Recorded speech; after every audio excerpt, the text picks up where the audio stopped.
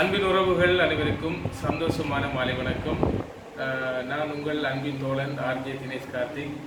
பக்கத்தில் எங்களுடைய மதிப்புக்குரிய இலங்கையில் மிகவும் சந்தோஷத்தையும் சமாதானத்தையும் நிலைநாட்டுவதற்காக கடவுளால் படைக்கப்பட்டவர் என்றால் கூற வேண்டும். எங்களுடைய மதிப்புக்குரிய ராகுல தேரர் அவர்கள் எங்களோடு வந்திருக்கின்றார். வணக்கம் தேரர். வணக்கம் வணக்கம். எப்படி இருக்கீங்க? நல்ல சுகமாக இருக்கிறேன். நீங்களும் எப்படி இருக்கீங்க? நல்ல சுகம் நல்ல சுகம். கிழக்கமாக வந்திருக்கிறோம் உங்களை தேடி.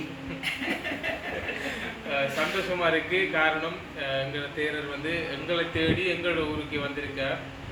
இன்று தற்பொழுது கிழக்கு மாகாணத்தில் நோன்பு பெருநாள் நடைபெறுகின்ற காரணத்தினால் காத்தாங்குடியில் நாங்கள் நோன்பு திறப்பதற்காக அலெக்சா பள்ளிவாசலுக்கு அருகாமையில் தான் இருக்கின்றோம். தேவரிடம் நிறைய கேள்விகள் கேட்க இருக்கின்றது. அதில் முக்கியமாக எனது உறவுகள் நண்பர்கள் என்னிடம் கேட்ட கேள்வியை நான் தேவரிடம் கேட்கின்றேன். பணம்தான் வாழ்க்கை, காசிதான் வாழ்க்கை என்று இருக்கிறவங்களுக்கு ஐயாவின் கருத்து. நிச்சயமாக அருமையான கேள்வி. முதலாவதாக நன்றி உங்களுக்கு. கிழக்கு மாகாணம் வந்தவுடனே எங்களை பார்த்து பேசி இவ்வளவு நேரமாக எங்கள் கூட இருந்ததுக்கு மனமார்ந்த நன்றி. இதற்கு நான் சந்தோஷப்படுறேன். நாங்கள் எதுவும் அன்பையும் இறக்க குணத்தையும் இந்த சமூகத்தை கொடுத்ததால தான் நீங்கள் இன்றைக்கு எங்களோட சேர்ந்துருக்கீங்க. கேட்ட கேள்வி, வாழ்க்கையே பணம் தானா? நிறைய உறவுகள் யோசிக்கிறாங்க, வாழ்க்கையை சிறப்பாக சந்தோஷமாக வாழ்றதுக்கு பணம் தான் முக்கியமான சொல்லி. இல்லை அன்பார்ந்த உறவுகள், ஒரு மனிதனுடைய வாழ்க்கைக்கு பணம் தேவை. ஆனால் வாழ்க்கையே பணம் இல்லை என்றதை நாங்கள் புரிந்து கொள்ள வேண்டும். ஒரு மனிதனுக்கு என்ன தேவைப்படுகின்றது?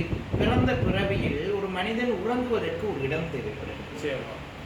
இந்த உடம்பை மூடிக்கொள்வதற்கு வஸ்திரம் தேவைப்படுகின்றது. பசி வரும்போது உணவு தேவைப்படுகின்றது. நோய் வரும்போது மருந்து தேவைப்படுகின்றது. ஏழையாக இருப்பவருக்கும் இதெல்லாம் தேவைப்படுகின்றது. பணக்காரராக இருப்பவருக்கும் இதெல்லாம் தேவைப்படுகின்றது. இப்பொழுது ஒரு பணக்காரரை எடுப்போம். அவர் 10,000 ரூபாய் கொடுத்து ஒரு உடையை உடுத்தினாலும் அந்த உடம்பை தான் மூடுகிறார். 100 ரூபாய்க்கு எடுத்து உடுத்தினாலும் அந்த உடம்பை தான் மூடுகின்றது. அதில் வேறு வித்தியாசம் ஒன்றுமே கிடையாது. உடம்பு எதிர்பார்க்கவில்லை, உடை தேவை என்று. நாம் தான் எதிர்பார்க்கணும் இந்த உடம்புக்கு உடை தேவை என்று சொல்லி. அதே போல் உறங்குவதற்கு ஒரு இடம் தேவைப்படுகின்றது. மாடி வைத்து வீடு கட்டினாலும் 10க்கு 12 அறையிலே தான் தூங்க முடியும். ஒரு மாடியிலும் தூங்க முடியாது.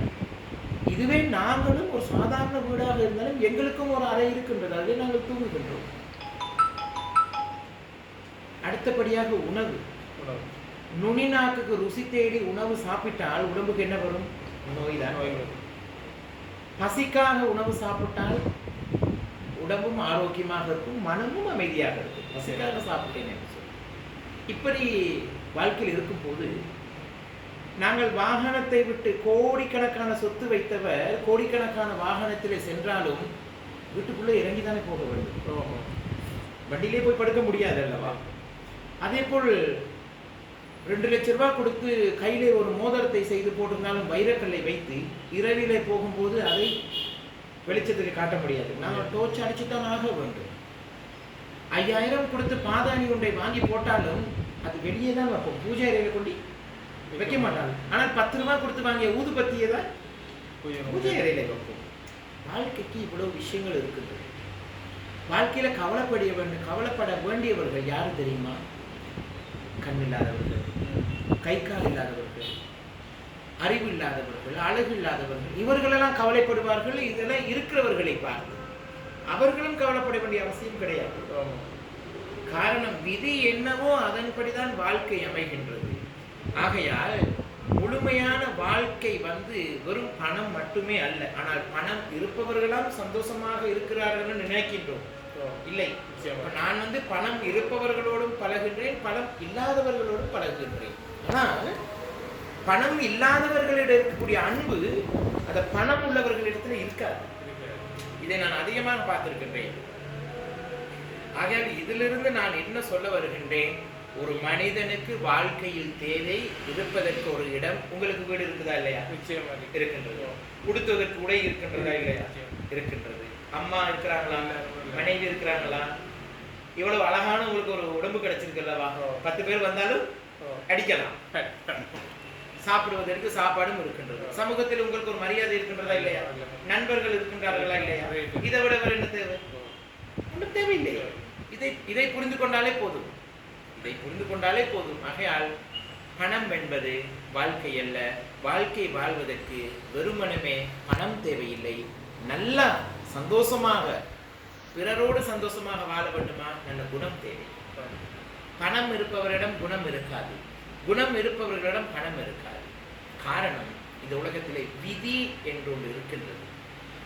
அந்த விதியை யாராலையும் மாற்றி எழுத முடியுமாக இருந்தால் மகாபாரதம் போர் நடந்தது. பஞ்ச பாண்டவர்கள் போர் புரிகிறார்கள். பஞ்ச பாண்டவர்களுக்கு தேரோட்டியாக இருந்தது யார்? மகாவிஷ்ணு, கடவுள் தானே. அப்பொழுது கடவுளாக இருந்த மகாவிஷ்ணு யுத்தத்தை நிறுத்தியிருக்கலாம், தேர் ஓட்டாம இருந்திருக்கலாம். ஆனால் முடியாது. பஞ்ச பாண்டவர்கள் யுத்தம் புரிய வேண்டும், அதற்கு தேரோட்டியாக இருக்க வேண்டும். மகாவிஷ்ணு என்பது விதி, அதை யாராலையும் மாற்றி அமைக்க முடியாது. ஆகையால் அந்த உறவுகளில் விதி என்று ஒன்று இருக்கின்றது, அதை யாராலையும் மாற்ற முடியாது. இதுவும் கடந்து போகும், இனிமேலும் நன்மைகள் வரும் என்று முயற்சி செய்யுங்கள். வாழ்க்கை சிறப்பாக இருக்கும். தர்மம் சொல்லுகின்றது, கண்களில் நல்லதை பார், காதில் நல்லதை கேளு, தாயின் மார்பிலே வாய் வைத்து பால் குடித்து வளர்ந்தாய் நீ, அந்த வாயால் பிறர் மனம் நோகும்படி பேசிவிடாதே. நல்லதை பார்த்தால், நல்லதை கேட்டால், நல்லதை பேசினால் உன் வாழ்க்கையும் சிறப்பாக இருக்கும். மீண்டும் ஒரு நாள் சந்திப்போம். சில நேரங்களில் இந்த காணொளியில் சில பேருக்கு புரியும், சில பேருக்கு புரியாது. யாருக்கு புரியும் அல்லவா? பட்டதாரிக்கு புரியாது. அறிவு, அறிவியல், ஆன்மீகம், இந்த மூன்றும் சேர்ந்த ஒரு மனிதனுக்கு புரிந்து கொள்ள முடியும். நீங்கள் என்ன நினைக்கிறீர்கள்? நிச்சயமாக போதுமென்ற மனமே பொன் செய்த மருந்து.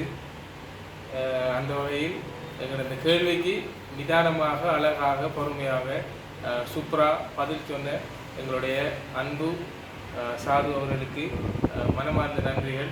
மீண்டும் ஒரு வீடியோவில் உங்களை சந்திப்போம். நன்றி, வணக்கம். நன்றி.